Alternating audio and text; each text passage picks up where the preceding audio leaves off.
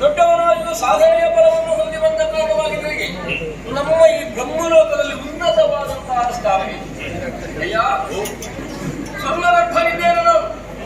ಆದ್ದರಿಂದ ಬರೋಣಕ್ಕಾಗಿ ಮಾನ್ಯತೆಯನ್ನು ಕೊಟ್ಟು ಉನ್ನತಾಸನವನ್ನು ಕೊಟ್ಟಿರುವುದರ ಜೊತೆಯಲ್ಲಿ ಯಾಕೆಂದ್ರೆ ವಾಣಿನಿ ಬರವಾಗಿ ಗೃಹಸ್ಥನಾದ್ದರಿಂದ ಬಂದವರಿಗೆ ಆದರವು ಆತಿಥ್ಯವೂ ಅವಶ್ಯ ಒದಗಿಸಿದ್ದೇನೆ. ಜೊತೆಗೆ ನೇರ ಕೇಳುತ್ತೇನೆ, ಏನು ಬಂದೆ, ನಿನಗೆ ಏನಾದರೂ ಬೇಕು, ನಾನು ಏನನ್ನು ಕೊಡಬೇಕು.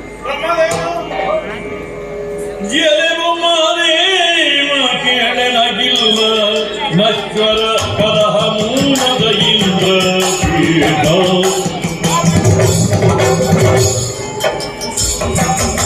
ಕಲಿಸುವ ಬಯಕೆಯು ಬೇರೊಂದು ಮೋಚಿನ ಕಲಿಸುವ ಬಯಕೆಯು ಬೇರೊಂದು ಮೋಚಿನ ಒಲಿದು ಪಾಲಿಸು ಕಂಜಪೀಠ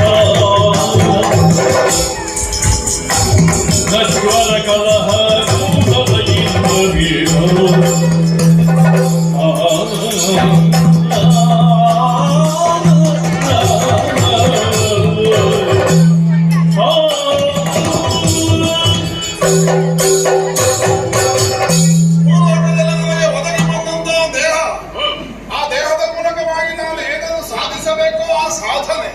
ಇದರ ಕುರಿತಾಗಿ ನನಗೆ ಸಂಪೂರ್ಣವಾದ ತೃಪ್ತಿ ಹೊಂದಬಹುದಾದ ಕ್ಷಣ ಒದಗಿ ಬಂದಾಗ ನಾನು ಆ ದೇಹದಿಂದ ಕಳಚಿಕೊಳ್ಳುವುದಕ್ಕೆ ಯತ್ನವನ್ನು ಮಾಡಿ ಸರಿ, ದೇಹದಿಂದ ಕಳಚಿಕೊಳ್ಳುವಂತಹ ಸಾಮರ್ಥ್ಯ ಮನುಷ್ಯನಾದವನಿಗೆ ಉಂಟೆ? ಸುಲಭವಲ್ಲ. ಅದಕ್ಕೆ ಬೆಂಗಡೆಯಲ್ಲಿ ಅವನಾಚರಿಸಿದಂತಹ ಸತ್ಕರ್ಮಾಚರಣೆಯ ಬಲ ಬೇಕಾಗುತ್ತದೆ.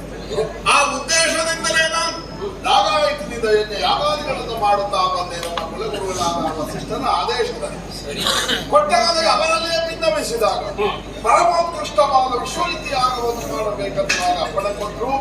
ಆ ಯಾಗ ಸಂಕಲ್ಪದಿಂದ ಪೂಜಿಸಿಬಿಟ್ಟಂತಹ ದುರಗ ಕಣ್ಮರೆಯಾಗಿ ಹೋಯಿತು.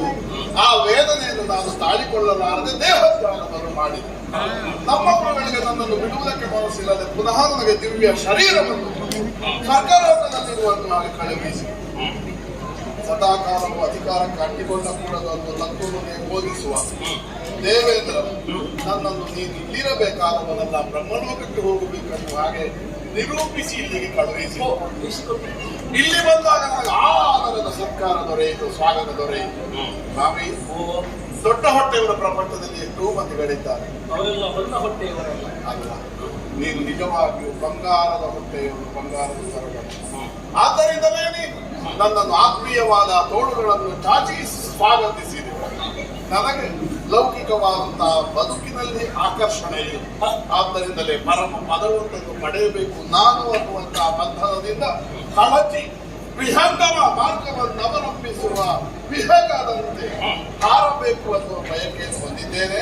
ನನಗೆ ಆ ಉಪದೇಶ ಮಾಡುವುದಕ್ಕೆ ಸ್ಥಿತಿ